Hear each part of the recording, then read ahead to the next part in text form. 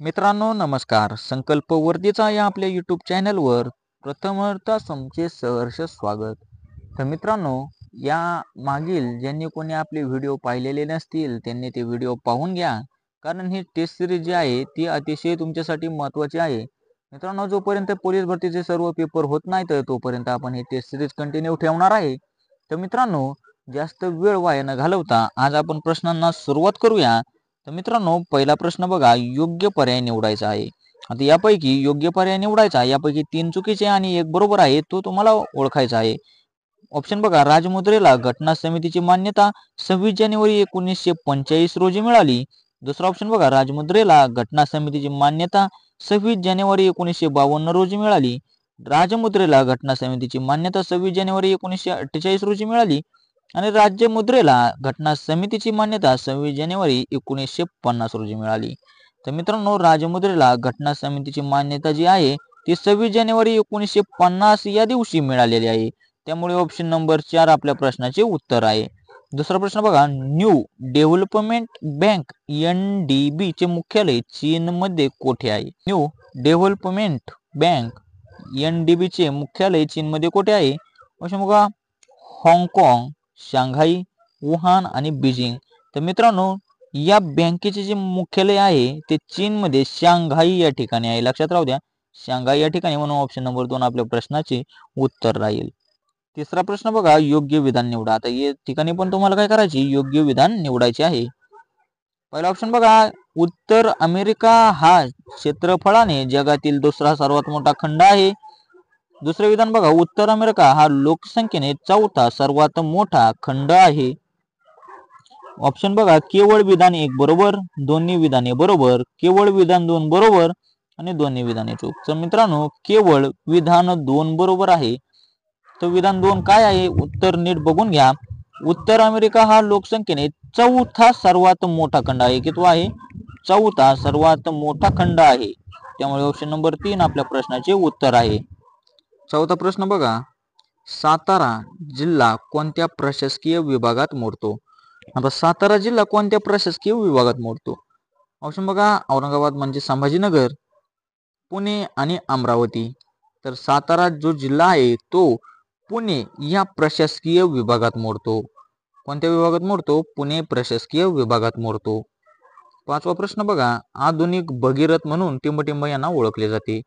आधुनिक भगीरथ म्हणून कोणाला ओळखले जाते? ऑप्शन बघा, महर्षी धोंडो केशव कर्वे, कर्मवीर भाऊराव पाटील, डॉक्टर पंजाबराव देशमुख, राजर्षी शाहू महाराज. तर आधुनिक भगीरथ म्हणून कर्मवीर भाऊराव पाटील यांना ओळखले जाते. कर्मवीर भाऊराव पाटलांना आधुनिक भगीरथ म्हणून ओळखले जाते. सहावा प्रश्न बघा, महाराष्ट्रात पंचायत राज व्यवस्था कधी सुरू झाली? आता महाराष्ट्रामध्ये पंचायत राज व्यवस्था कधी सुरू झाली होती? ऑप्शन बघा, 1 मे 1961, 1 मे 1962, 1 मे 1960 आणि 1 मे 1964.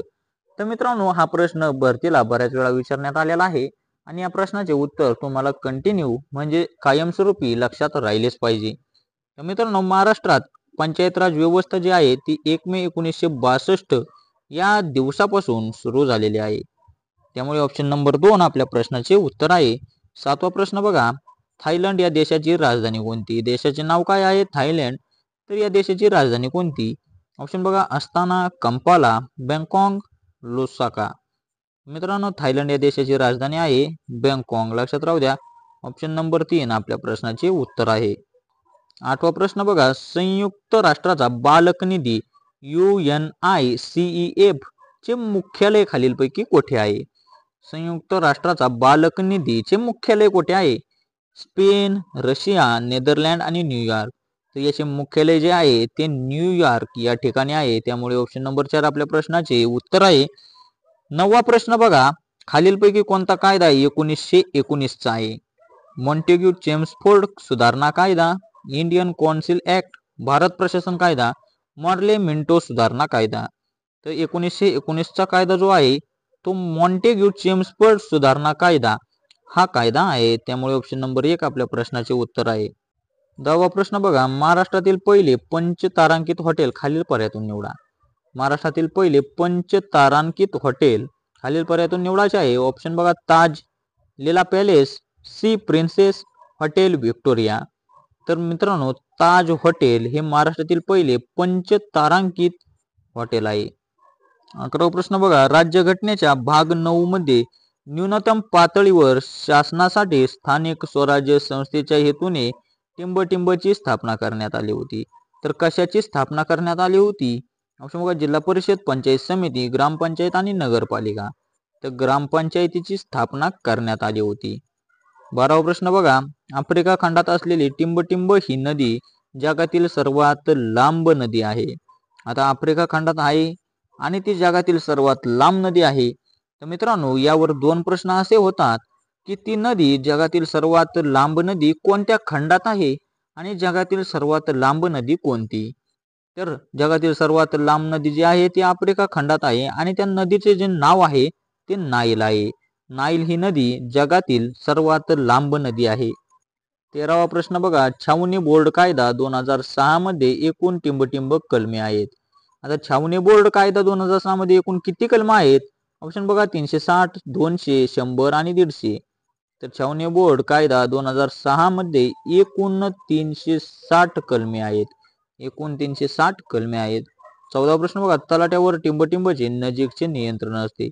आता तलाट्यावर नजीकचे नियंत्रण कोणाचे असते? ऑप्शन बघा, BDO, विस्तार अधिकारी, तहसीलदार आणि मंडळ अधिकारी. तलाट्यावर मंडळ अधिकाऱ्याचे नजीकचे नियंत्रण असते. मंडळ अधिकाऱ्याचे तलाट्यावर नजीकचे नियंत्रण असते. 15वा प्रश्न बघा, खालीलपैकी कोणती घटना 26 जानेवारी 1950 26 जानेवारी 1950 या रोजी घडलेली नाही? या रोजी घडलेली नाही. ऑप्शन बघा, राज्यघटनेची अंमलबजावणी, राजमुद्रेला घटना समितीची मान्यता, सर्वोच्च न्यायालयाची सुरुवात आणि राष्ट्रध्वजाला घटना समितीची मान्यता. तर मित्रांनो 26 जानेवारी 1950 या रोजी घडलेली घटना कोणती नाही? तर राष्ट्रध्वजाला घटना समितीची मान्यता ही घटना घडलेली नाही. घडलेली नाही आणि हे 4 नंबरचा पर्याय आपला योग्य आहे. 16वा प्रश्न बघा, बांगलादेशाच्या संसद गृहाला खालीलपैकी काय म्हणून ओळखले जाते? आता बांगलादेशाच्या संसद गृहाचे नाव काय? ऑप्शन बघा, शुरा, जातीय संसद, नॅशनल काँग्रेस आणि राष्ट्रीय पंचायत.